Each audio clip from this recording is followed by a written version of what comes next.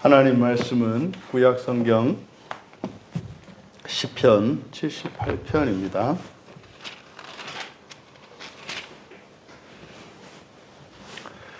내용이 좀 길어서 다 읽기에는 시간이 좀 벅차서 제가 설명을 하면서 읽는 방식으로 함께 나누도록 하겠습니다. 시편 78편 누가 나의 양을 먹일까? 라는 제목으로 시편 8편에 담겨 있는 은혜를 나누고자 합니다. 이제 이 시편 78편은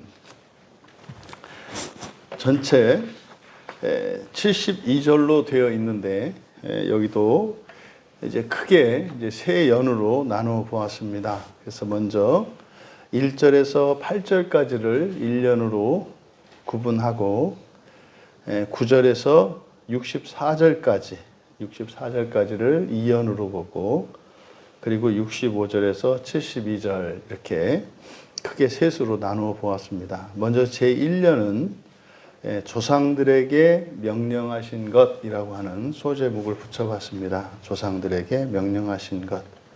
그리고 제2연의 9절에서 64절까지는 에브라임의 패역과 하나님의 진노와 구원, 에브라임의 패역과 하나님의 진노와 구원 이렇게 제목을 붙여봤고 마지막 3년은 이스라엘을 먹일 목자, 이스라엘을 먹일 목자 65절부터 이렇게 나누어 보았습니다.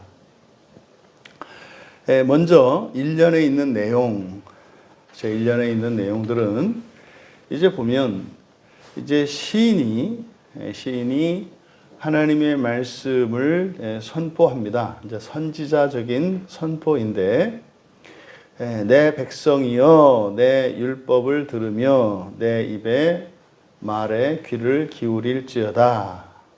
내가 입을 열어 비유로 말하며 예로부터 감추어졌던 것을 드러내려 하니 이는 우리가 들어서 아는 바요 우리의 조상들이 우리에게 전한 바라. 지금 시인은 이제 선지자적인 선포를 하는데 율법입니다. 율법. 그리고 내 입의 말. 그리고 2절에 감추어졌던 것. 그래서 이것을 비유로 말한다 그래요. 감추어졌던 것이기 때문에 비유로 말한다. 비유. 그리고 3절의 끝에 조상들이 우리에게 전한 바. 이것은 전부 하나님의 말씀, 특별히 토라를 나타냅니다. 율법이라고 번역한 이것이 이제 토라입니다. 그러니까 이 토라의 구약 성경의 가장 기본이 되고 이제 핵심이 되는 것이 이제 모세오경입니다. 그 모세오경에서 그 모세오경을 이렇게 토라라고도 일컫습니다. 그러니까 지금 하나님의 말씀을 선포하니 그것을 들어라. 그런데 그 하나님의 말씀의 특성이 감추어졌던 것이고 그래서 비유로 말하게 되는 것이고 이것은 조상들이 우리에게 전했던 것이고 이제 구약의 하나님의 말씀은 이런 가르침들은 구전되어서 전해지죠. 그래서 암기가 가장 기본적입니다. 그래서 이것은 본인들의 유익을 위한 것이기도 합니다만 그것을 그대로 후대에 전해야 하기 때문에 구약의 이스라엘 백성들에게 있어서 하나님의 말씀은 반드시 암송되어야 하는 겁니다. 왜냐하면 그것은 전할 사명이 있기 때문입니다. 그래서 이것이 이렇게 왜 이렇게 전했는가? 그러면 이들이 전하고자 하는 바, 다시 말해 그 토라에 있는 그 내용, 그것을 이제 4절에서는 여호와의 영예와 그의 능력과 그가 행하신 기이한 사적이라고 얘기를 합니다. 그러니까 실제로 창세기에서부터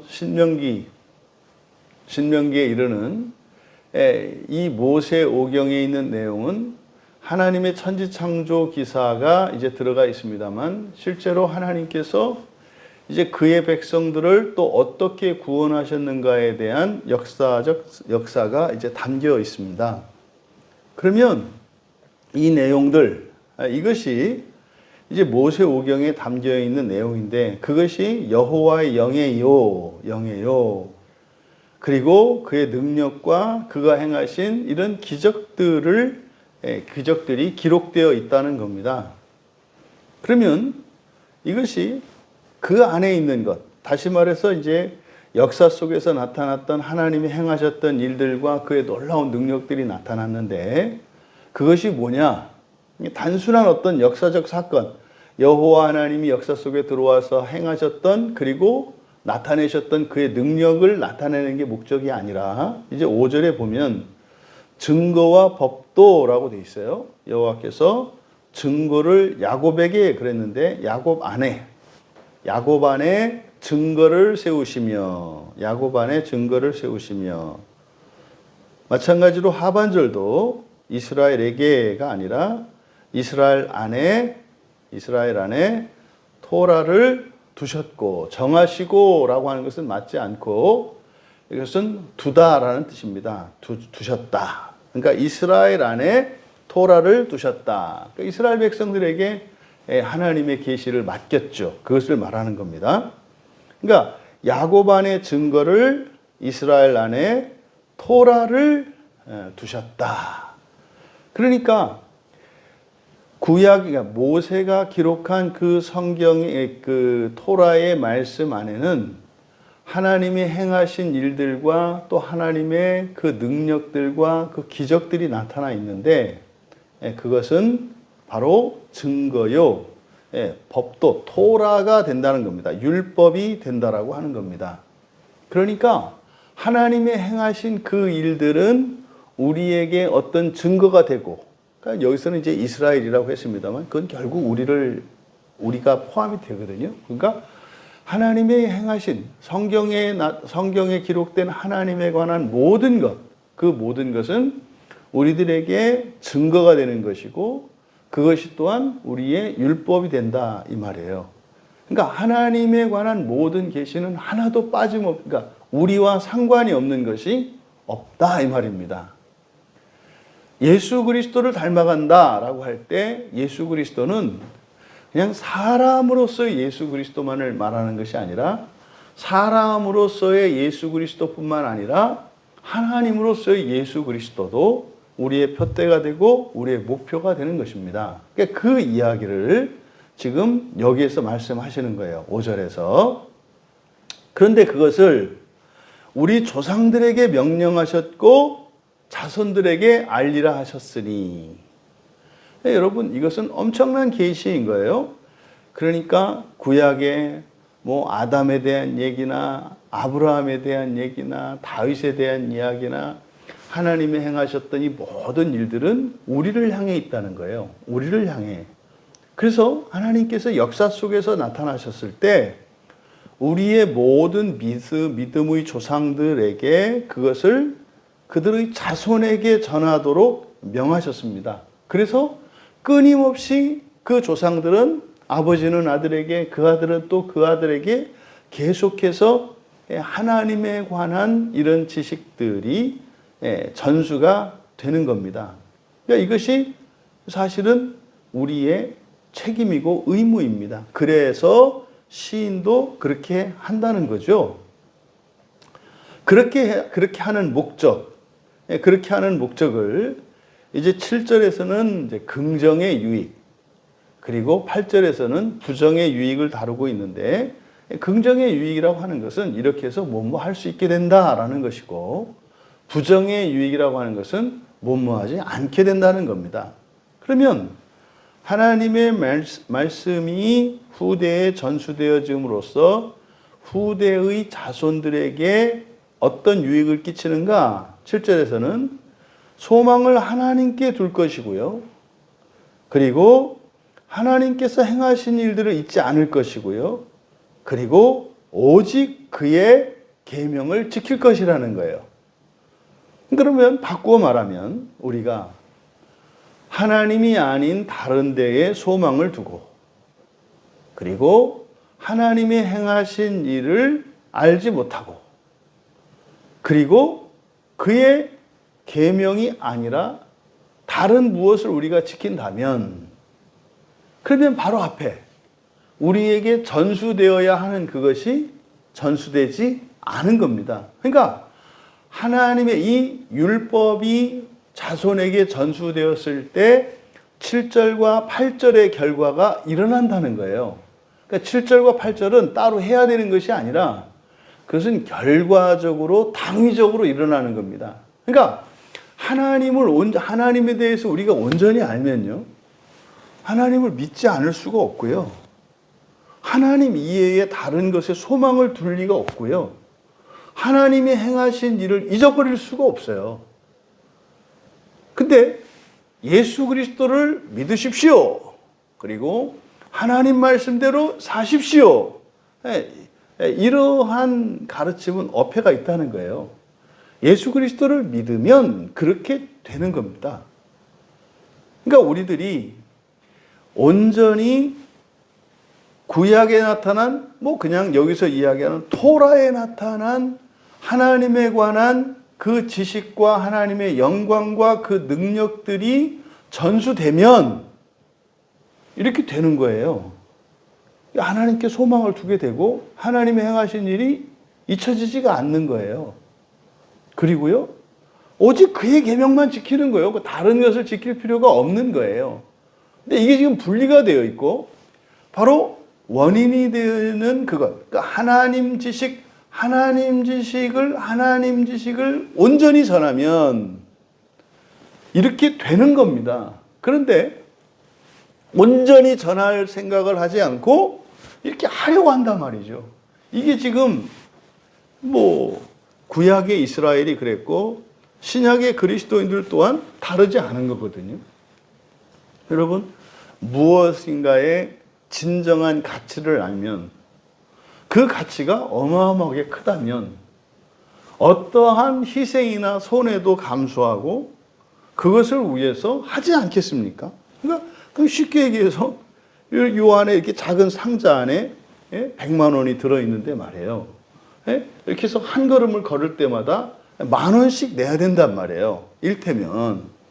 그러면 한 10걸음이면 와요.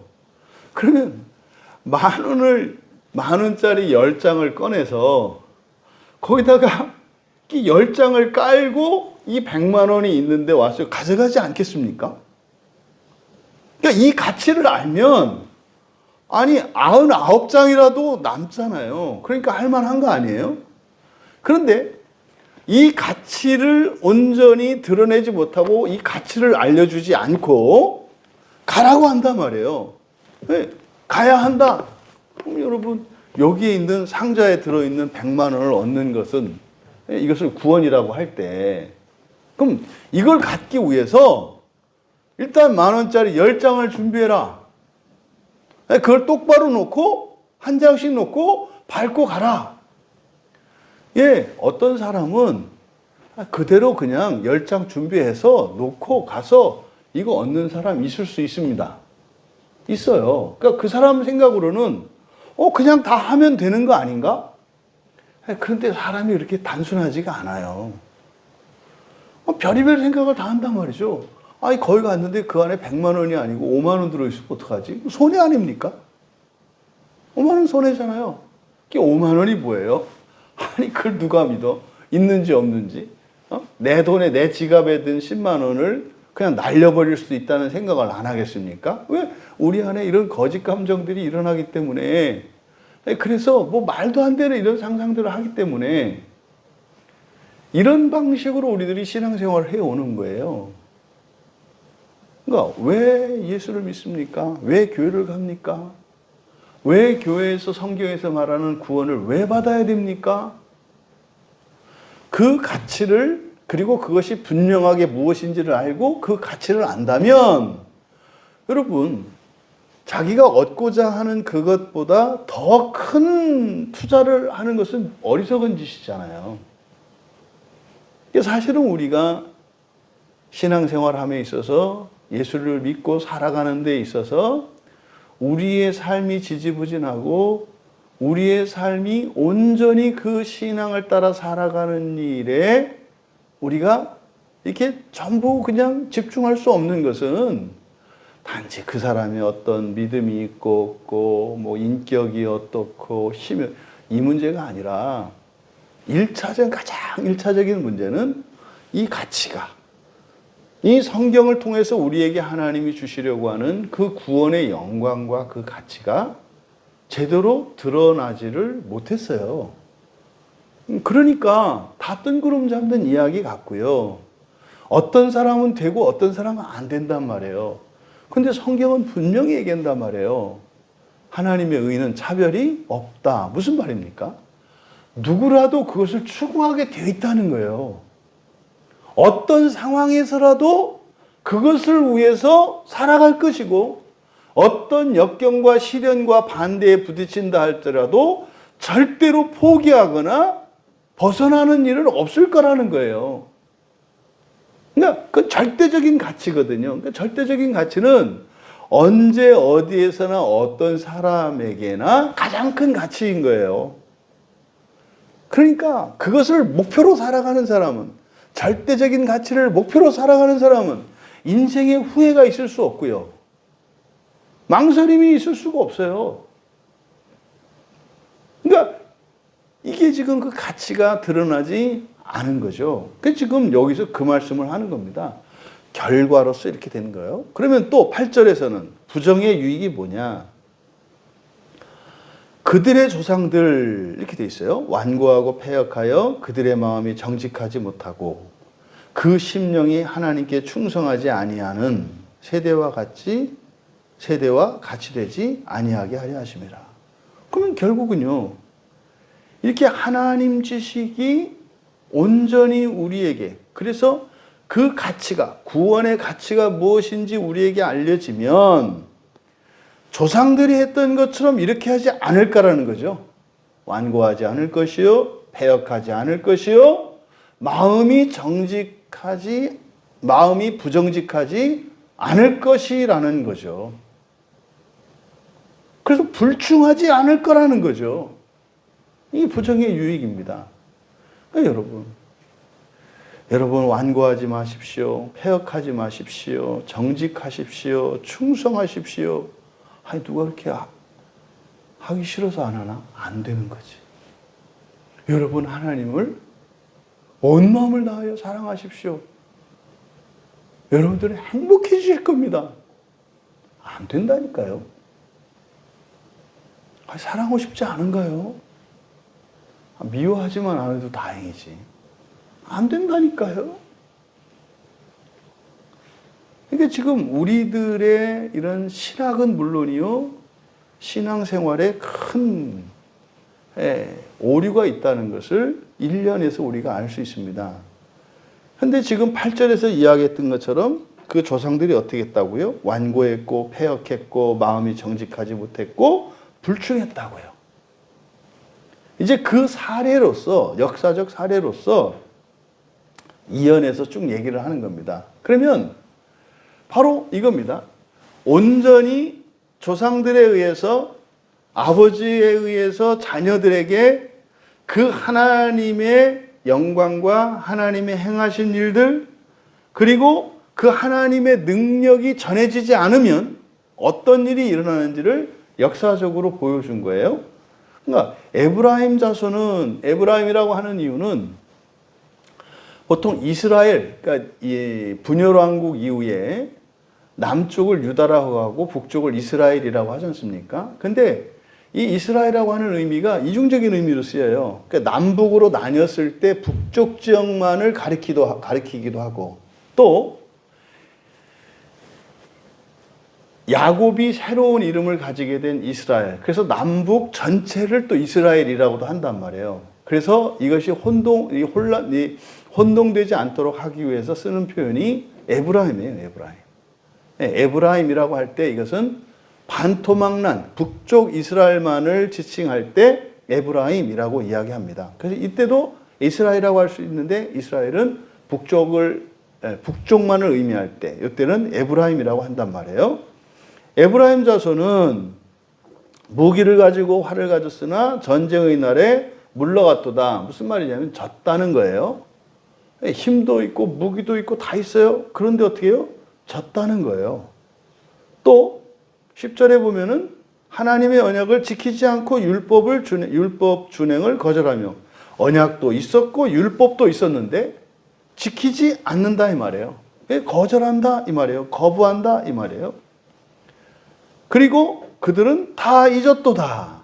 여호와께서 행하신 것, 보이신 것, 그 기이한 일들을 잊었도다. 그래서 쭉 해서 이들이 그러한 그들에게 잊었어요. 근데 그가 바다를 갈라 물을 무더기같이 서게 하시고 이것은 이제 광야를 거쳐서 가나안 땅에 들어오기까지의 전체 과정을 쭉 설명하는 거예요. 16절까지. 이게 이제 구약의 역사죠. 그리고 17절. 그들은 계속해서 하나님께 범죄하여 메마른 땅에서 지존자를 배반하였도다. 메마른 땅 광야죠. 그러니까 하나님께서 그들에게 필요를 채워주시고 이적과 능력으로 역사하여 주셨지만 그들은 배반해요. 그리고 하나님을 시험해요. 그리고 하나님을 대적해요. 19절에서. 그래서 어떻게 해요? 반석을 쳐서 물을 내시기도 하고 메추라기를 내서 먹이기도 하시고 그런데도 그들이 어떻게 해요? 끝까지 말을 안 들어요. 끝까지 시험을 해요. 왜 그렇다고요? 부모들에 의해서 자손들에게 온전히 전해지지 않았기 때문이라는 거예요. 그러면 하나님이 그러므로 21절에 여호와께서 노하셨고 야곱에게 불같이 노하셨고 이스라엘에게 진노가 불타올랐다. 이거는요. 하나님을 믿지 않고 구원을 의지하지 않았기 때문이다.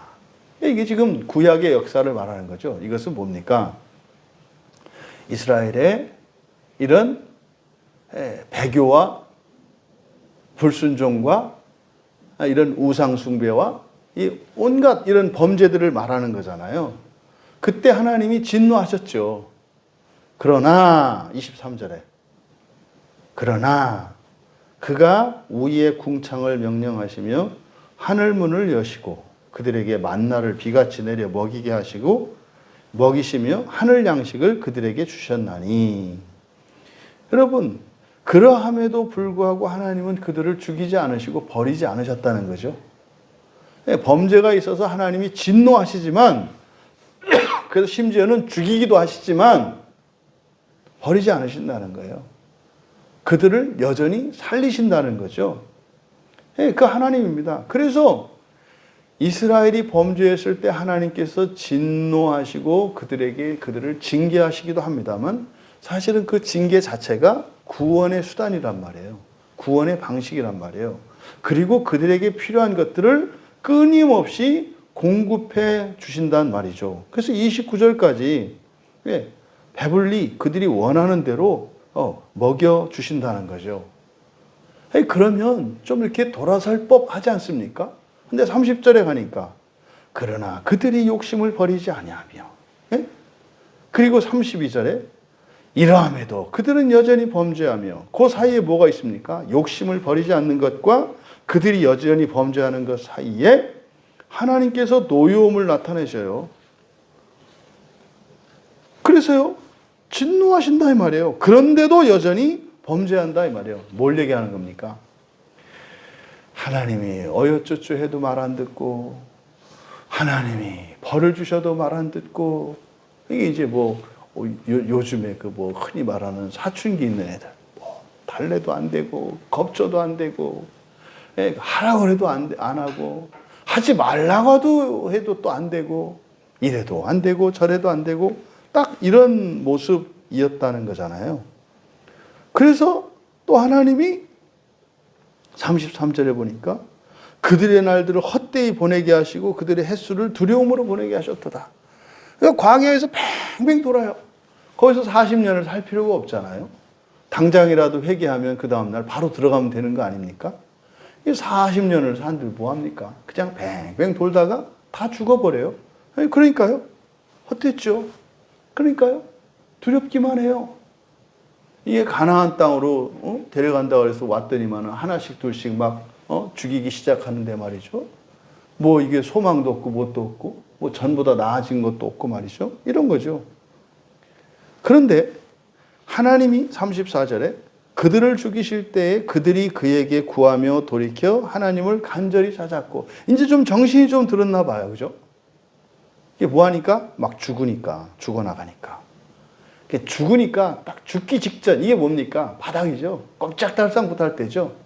그러니까 이제 하나님을 찾아요. 어떻게? 간절히 찾아요. 간절히.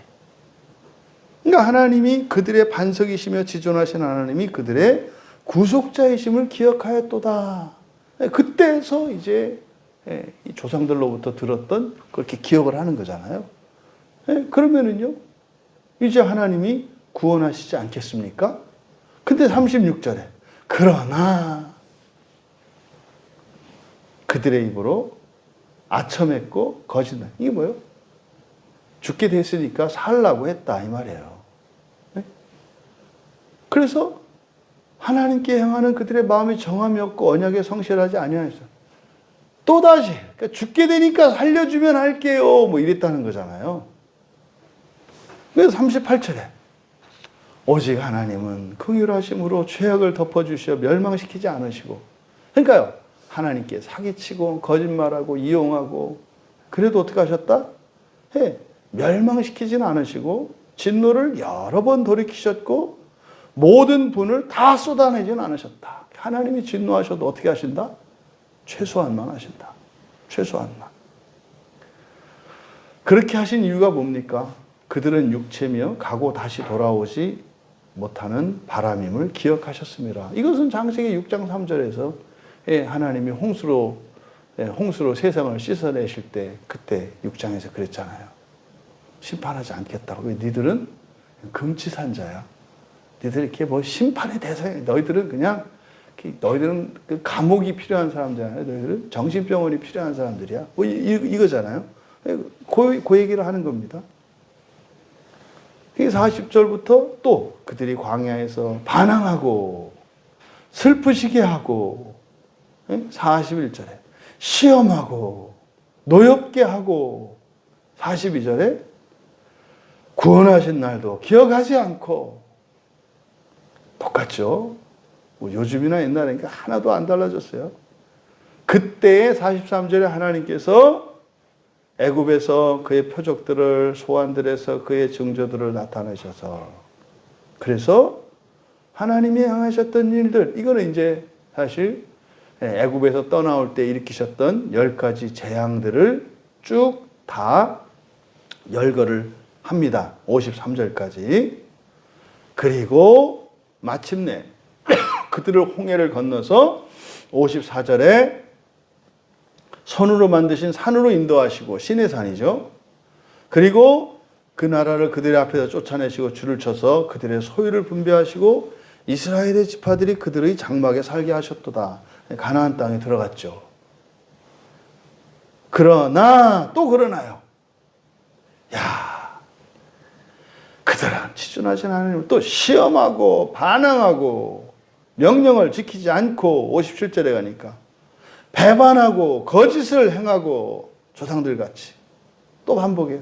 그럼 또 59절에 하나님은 또 분내고 또 크게 미워하고 성막을 떠나고 포로에게 넘겨주시고 대적의 손에 붙여주시고 그 소유 때문에 분내서 그 백성을 칼에 넘기시고 청년은 불에 살라지고. 여러분, 이언에서는 끊임없이 아주 성실하게 범죄하는 이스라엘, 성실하게 구원하시려고 하시는 하나님의 대조, 공통점은 둘 다 성실해요. 둘 다 성실해. 하나는 죽으려고 성실하고 한 분은 살리시려고 성실하고. 이건 도저히 끝나지 않을 것 같은, 그때마다 하나님이 긍휼히 여기셔서 도우시기도 하고 때로는 회초리를 들어서 치기도 하시고 근데 뭐예요? 그냥 1대1입니다. 이언에서 지금 얘기하는 건 1대1이에요. 구약의 역사 속에서는 끝나지 않았어요. 그러니까요. 하나님도 포기하지 않을 거고 이스라엘도 포기하지 않을 거예요. 그러면 이스라엘은 죽는 일에 포기하지 않을 것이고 멸망하는 일에 포기하지 않을 것이고 하나님은 살리는 일에 포기하지 않으실 거예요. 승부가 안 났어요. 거의 그 게임에서 듀스로 계속 나오는 이렇게. 1점, 또 1점, 또 비기고, 또 비기고, 또 비기고. 이게 지금 2절에서, 2연에서 나타내는 겁니다. 그 이제 3년에서 놀라운 말씀을 해요. 이제 68절, 65절부터 보면은 그때 주께서 잠에서 깨어난 것처럼 이게 뭔 말입니까? 잠에서 깨어난 것처럼 자다가 일어나셨다 이 말이죠. 또 포도주를 마시고 고함치는 용사처럼 여러분 포도주 마시고 고함치는 용사가 그 지정신입니까? 그러니까 하나님이 마치 이렇게 그동안 자고 있다가 벌쩍 깬 사람처럼 정신이 없잖아요. 또 술 취해가지고 그냥 고함치는 용사처럼 하나님이 일어나셔서 대적들을 쳐서 물리치고 영원히 그들을 욕되게 하셨도다. 이건 그러니까 마치 하나님이 뭐 술주정하는 것 같이 나타나요. 대적들도 죽였어요. 그들이 요셉 장막도 버리시고 에브라임 지파를 택하지 않으시고 68절 밑줄 치세요. 오직 유다 지파와 그가 사랑하시는 시온산을 택하시며 사실 여기가 지금 이제 여기서부터가 핵심이거든요.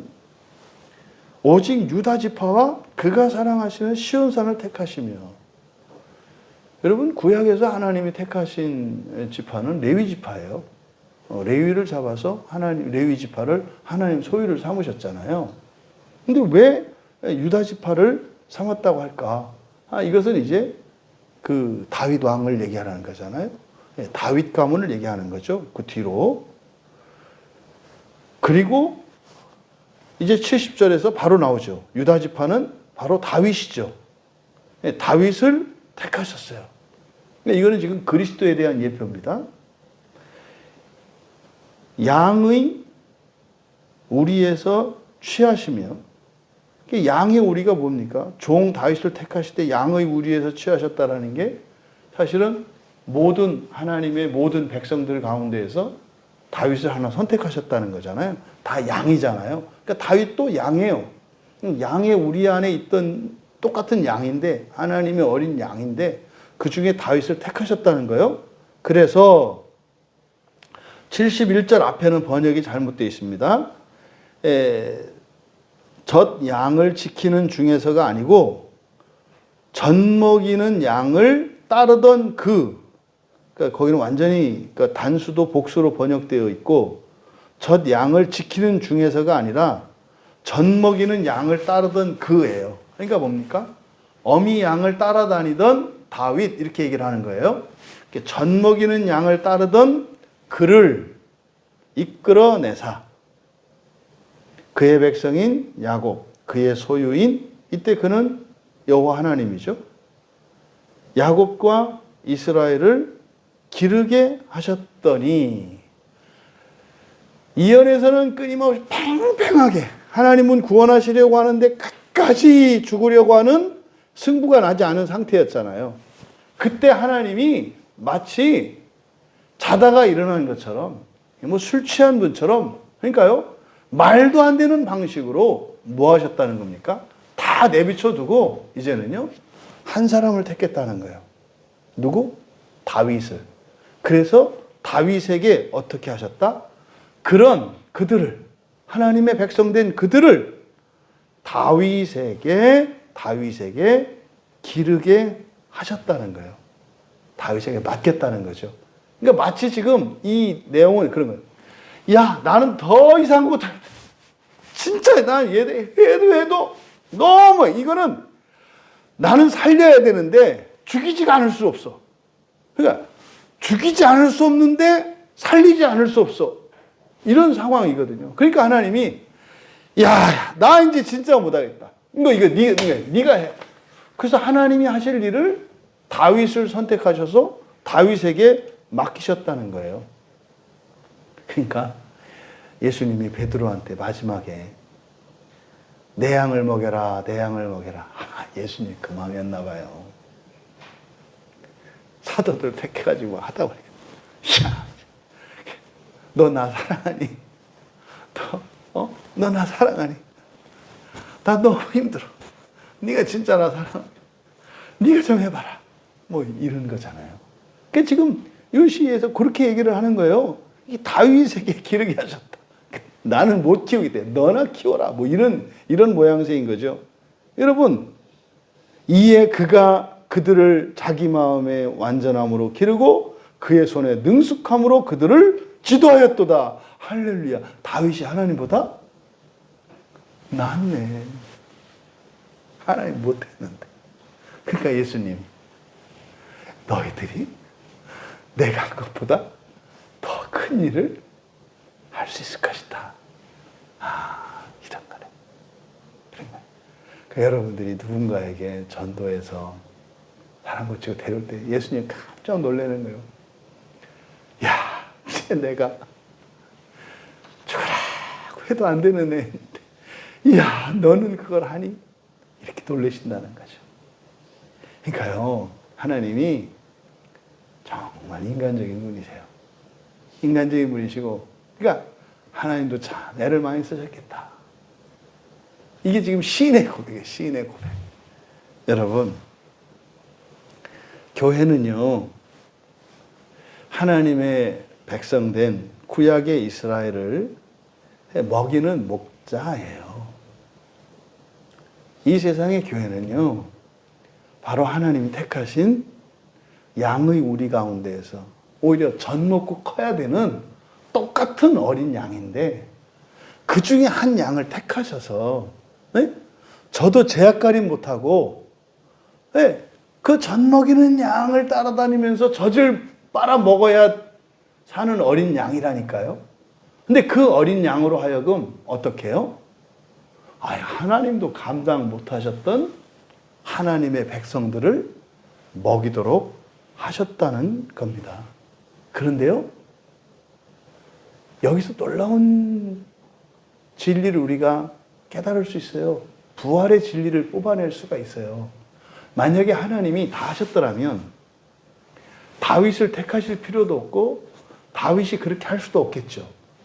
다윗도 그 양 안에 속해 있단 말이에요. 다시 말해서 앞에서 끊임없이 멸망하려고 했고 죽으려고 했고 이렇게 끊임없이 불순종했던 그 무리에 속해 있는 다윗이란 말이에요. 오늘날 그리스도인된 우리가 세상에 속해 있는 많은 죄인들과 똑같은 사람들 중에 하나잖아요. 근데 하나님이 택하심으로써 그가 어떻게 해요? 마치 하나님도 하시지 못했던 것을 할 수 있는 자로 바꾸신다는 거예요. 여러분, 이게 부활의 진리예요. 하나님이, 예수님이 떠나신 것은 예수님이 구원을 다 이루셨습니까? 아니에요. 아니에요. 복음을 다 전하지도 않으셨고, 또 복음을 전하신 사도로 삼은 사도들조차 예수님 그 지상 공생에서는 실패하셨잖아요. 사도들조차 마지막까지 다 버리고 도망갔잖아요. 미완성이잖아요. 실패작이잖아요. 그러니까 이 기독교를 공격하는 사람들이 그걸 가지고 많이 얘기한다면 실패자예요. 예수님은 실패자. 아니요, 세상에 이 폭군들도 좌청룡 우백호 목숨을 거는 부하들이 있거든요. 세상의 폭군도. 근데 예수는 없어요. 다 도망갔다니까요. 실패자라고 본다 이 말이에요. 오늘 시편을 통해서 우리가요, 예수님이 스스로 실패자가 되어주세요. 왜요? 우리로 하여금 주님의 그 영광의 자리에 앉도록. 하나님의 영광. 그래서 보좌에 앉아서 심판할 거라고 하신 것이 뭡니까? 그리고 자격이 없는 자예요. 젖 먹어야 되는 양들 중에 하나였던 그를 택하셔서 그렇게 하나님이 하실 그 일을 완벽하게 하신다는 거예요. 이게 뭡니까? 이게 하나님이 이루시는 구원의 일이고 이게 구원의 과정인 거죠. 여러분, 예수님이 베드로에게 하셨던 것처럼 여전히 우리에게 말씀을, 이 세상을 향해서 말씀하세요. 누가 나의 양을 먹일까? 누가 나의 양들을 먹일까? 이거는 자격이 있느냐 없느냐, 뭐가 능력이 있느냐 없느냐가 아니라 누구에게 물으시는 물음이에요? 할 수 없는 자들에게 물으시는 물음이에요. 젖을 먹어야 될 필요가 있는 어린 양들에게 던지시는 물음이란 말이에요. 여기에는요, 약속이 있는 거예요. 어떤 약속이요? 소망의 약속이죠. 너희들이 내 부름에 듣고 나오면 너희들은 마치 나 예수가 지상에 사는 동안 실패했던 것도 너희들은 할 수 있을 것이다. 이게 교회의 영광이고 지상을 살아가는 성도의 영광이에요. 이게. 그러면요, 그 영광의 끝은 무엇입니까? 주님과 함께 보좌에 앉는 부활의 영광입니다. 여러분, 주님의 그 부르심에 누가 나의 양을 먹을 것인가? 그게 우리가 자원하여 손들고 결단하고 나가면 될 일입니다. 우리에게 필요한 능력과 자원은 주님이 주실 줄 믿습니다. 그때 주님이 겪으셨던 것을 우리가 겪게 돼요. 배신도 당하고 또 당하고 또 당하고 또 당하고. 그래서 버리지 않을 수 없을 만큼. 그 한 예수님은 훅 가버렸는데 3년 하시고 가셨잖아요. 우리는 30년, 60년, 70년도 끝까지 버리지 않고 끝까지 사랑하며 살아갈 수 있도록 하나님이 하신다는 거죠. 왜 우리를 그렇게 고생시킬까요? 사람을 신으로 만들기 위해서. 여러분, 우리는 절대적인 하나님의 은혜가 필요한 자들이고 하나님의 도움이 필요한 자들임에 틀림없습니다. 그런데 오늘 성경은 우리에게 말해요. 하나님과 같이 살 수 있다고. 하나님과 같이 될 수 있다고. 약속이 있습니다. 그 소망의 약속을 따라 믿음으로 승리하시는 우리 모두 되시기를 주님의 이름으로 축원합니다. 존귀하신 하나님, 힘이 없는 자를 들어 오히려 힘이 있는 자를 기르시게 하시는 주님. 그것은 억지요 부당한 것이 아니라 저희들의 한계를 뛰어넘게 하시고자 하는 것이 주님의 선하신 뜻이기 때문인 것을 믿습니다. 저희들의 인생이 감당하기 어렵고 버거울 때 하나님의 팔이 짧아서도 아니요, 하나님의 눈이 감기워져서도 아니요, 하나님의 구원은 저희들의 한계를 넘어서는 것이기에 저희들의 삶 속에 잠깐 찾아오게 되는 것임을 깨닫게 하시고 믿게 하여 주셔서 고난과 어려움 속에서 부활의 소망으로 인내하며 더욱 자신을 변화시키며 새롭게 하실 하나님께 전적으로 의지함으로 지난 이후에 하나님을 찬양하며 감사하는 복된 성도들 다 되게 하옵소서. 감사하며 예수님의 이름으로 기도하옵나이다.